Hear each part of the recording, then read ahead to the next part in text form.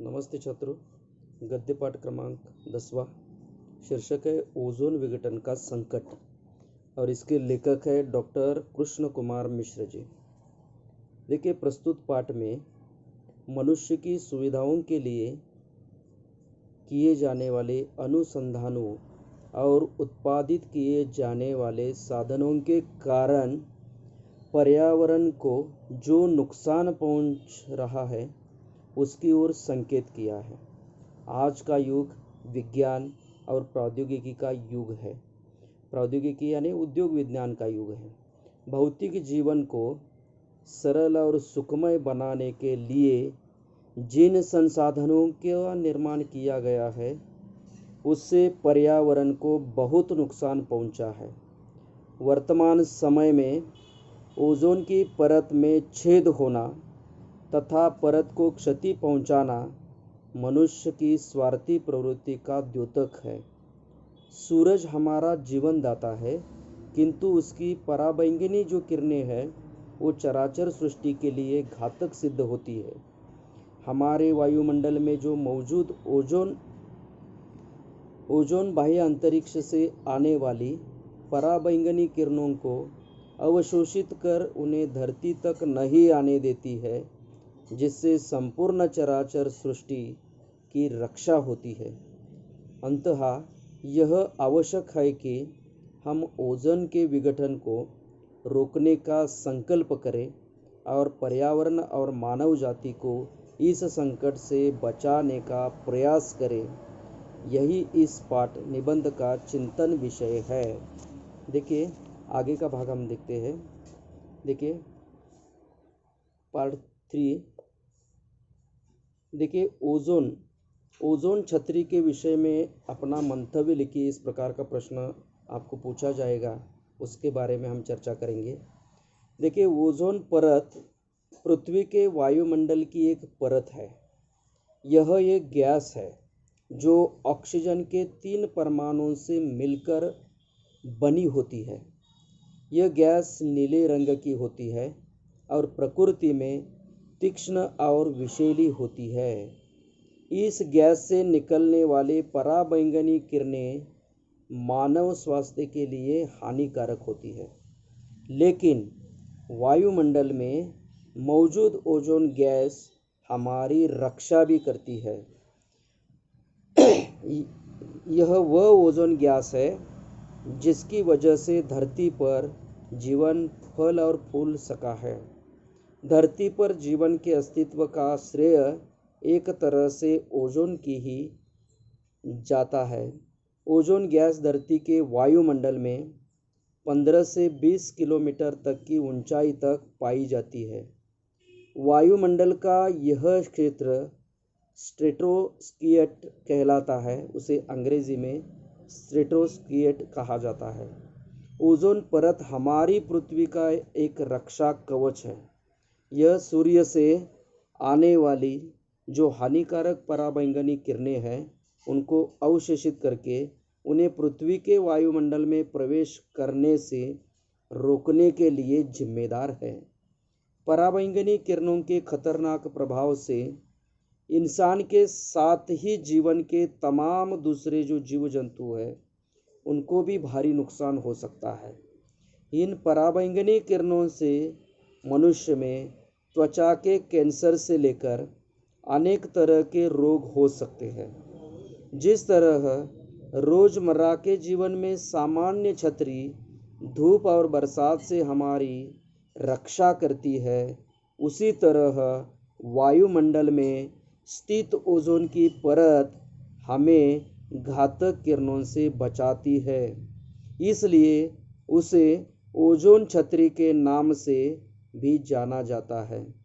सभ्यता के आदिम काल से यह छतरी जीव जंतु और पेड़ पौधों की रक्षा भी करती है और कुछ दिनों से यानी हजारों सालों से ये रक्षा करने का काम ओजोन की किरणें कर रही है।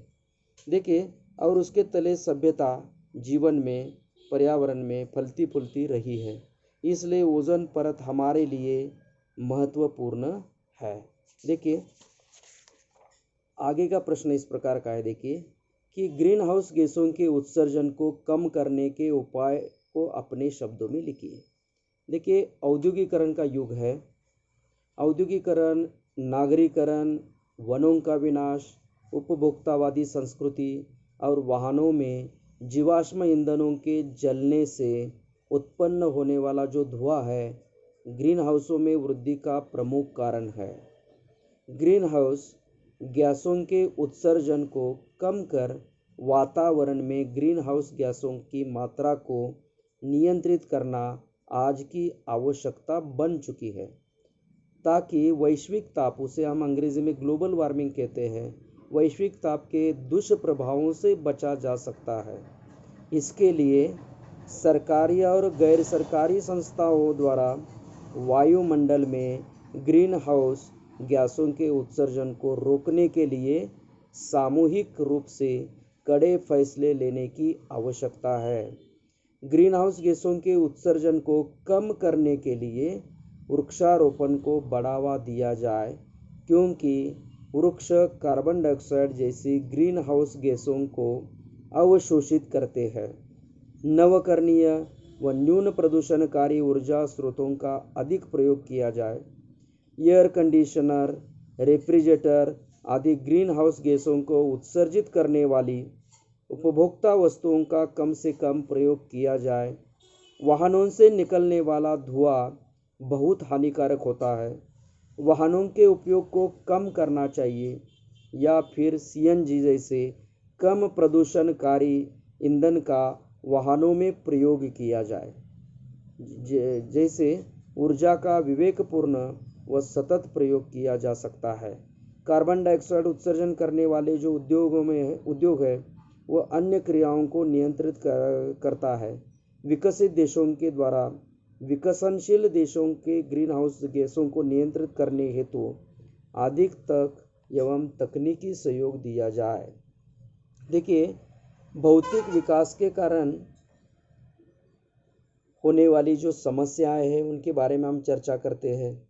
देखिए, वर्तमान युग जो है विज्ञान और प्रौद्योगिकी का युग है। दुनिया ने आज भौतिक विकास प्राप्त कर लेने के चलते अनेक विसंगतियों को जन्म दिया है। भौतिक विकास के नाम पर मनुष्य आसपास के प्राकृतिक संसाधनों को नष्ट कर रहा है। उनमें से प्रदूषण एक आम समस्या बन गई है।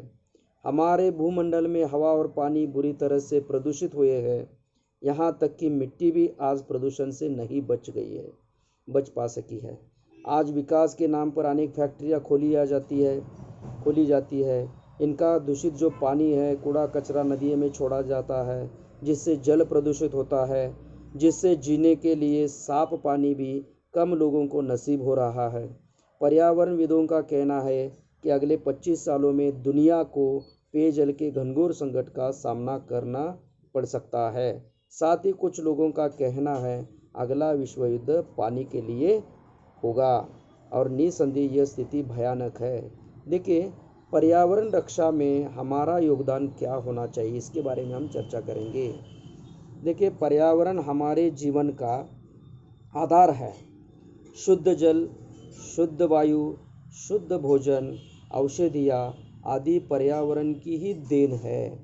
पर्यावरण के महत्व को जानते हुए भी कुछ लोगों ने पर्यावरण के लिए कई खतरे उत्पन्न कर दिए हैं।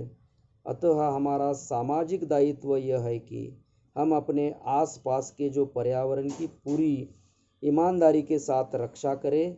आज पूरी दुनिया प्रदूषण से पीड़ित है। मनुष्य, पेड़, पशु पक्षी जहरीली हवा में सांस लेने के लिए मजबूर है। समय रहते हमें प्रदूषण रोकने के लिए कमर कस लेनी चाहिए और पर्यावरण रक्षा का बेड़ा उठाना चाहिए। हमें अधिक से अधिक पेड़ लगाने चाहिए और उनका संवर्धन करना चाहिए।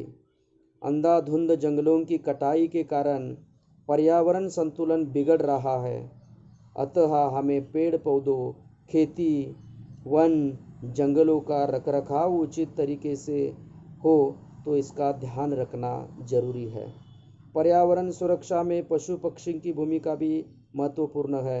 आज उनकी कई प्रजातियां जो है विलुप्त होने की कगार पर है। अतः प्लास्टिक थैलियों यानी पॉलीथीन जो है उससे प्रदूषण फैलता जा रहा है, अतः उसका प्रयोग नहीं करना चाहिए। पर्यावरण रक्षा में सभी लोगों का साथ मिले, इसके लिए जन जागृति अभियान चलाने चाहिए। हमारी जीवन शैली को पर्यावरण की प्राकृतिक व्यवस्था के अनुरूप बना लेनी चाहिए। खेती में रासायनिक कीटनाशकों का उपयोग नहीं करना चाहिए, बल्कि उसके स्थान पर जैविक खाद का उपयोग करना चाहिए, जिससे मिट्टी का उर्वरता बनी रहे। अतएव यह कहना ज़्यादा उपयुक्त तो होगा कि पर्यावरण की सुरक्षा हमारा सामाजिक दायित्व है। देखिए, ओजोन विघटन संकट से बचने के लिए किए गए जो अंतर्राष्ट्रीय प्रयास है वो किस प्रकार के हैं, इसके बारे में हम चर्चा करेंगे। देखिए, ओजोन विघटन के मुद्दों पर पहली बार अमेरिकी वैज्ञानिक एफ.एस. रोलैंड का ध्यान इसी प्रश्न की ओर आ गया था। कई वर्षों के अनुसंधान के बाद रोलैंड ने अपने शोध पत्र में यह निष्कर्ष दिया था कि यौगिक यानी CFC धरती की ओजोन परत को नष्ट कर चुके हैं। 1985 में ब्रिटिश सर्वे टीम के कार्यों से रोलैंड की बात सही साबित हो गई है। हाल के वर्षों में उत्तरी ध्रुव के ऊपर भी ओजोन के विघटन और ओजोन आवरण में छिद्र पाए जाने की सूचना मिली है, जो बेहद चिंतनीय है। ओजोन विघटन संकट से निपटने के लिए दुनिया के अनेक देशों की पहली बैठक 1985 में वियन्ना में हुई है। 1985 के वियन्ना सम्मेलन ने इससे संबंधित अनुसंधान पर अंतर सरकारी सहयोग, ओजोन परत के सुव्यवस्थित तरीके से निरीक्षण, CFC उत्पादन की निगरानी और सूचनाओं के आदान प्रदान जैसे मुद्दों को प्रोत्साहित किया है। सम्मेलन के अनुसार मानव स्वास्थ्य और ओजोन परत में परिवर्तन करने वाली मानवीय जो गतिविधियां हैं, उनके विरुद्ध वातावरण बनाने जैसे आम उपायों को अपनाने पर देश ने प्रतिबद्धता व्यक्त की है। बाद में सितंबर 1987 में कनाडा शहर के मॉन्ट्रियल में बैठक हुई, जिसमें दुनिया के 48 देशों ने भाग लिया था। इस बैठक में जिस मसौदों को अंतिम रूप दिया गया, उसमें ओजोन परत के क्षय को रोकने वाले ओजोन अनुकूल उत्पादों और जागरूकता जगाने के लिए मॉन्ट्रियल प्रोटोकॉल विषयों के कार्यान्वयन के महत्व का उल्लेख किया है। ओजोन परत के क्षय के लिए 16 सितंबर को अंतर्राष्ट्रीय दिवस घोषित किया गया है। मॉन्ट्रियल प्रोटोकॉल के तहत यह भी प्रावधान रखा गया है कि सन 1995 तक सभी देश CFC की खपत में 50% की कटौती तथा 1997 तक 85 को प्रतिशत कटौती करेंगे। विकसित और विकसनशील देशों के बीच इस मसौदों के कई बिंदुओं को लेकर मतभेद उभर कर सामने आए। विकसनशील देश चाहते थे कि इस पर आने वाला जो खर्च है धनी देश वहन करें, क्योंकि ओजोन विघटन के लिए वे ही जिम्मेदार है। सन 1990 के अंकों के अनुसार पूरी दुनिया में CFC की खपत 12 लाख टन तक पहुंच गई थी।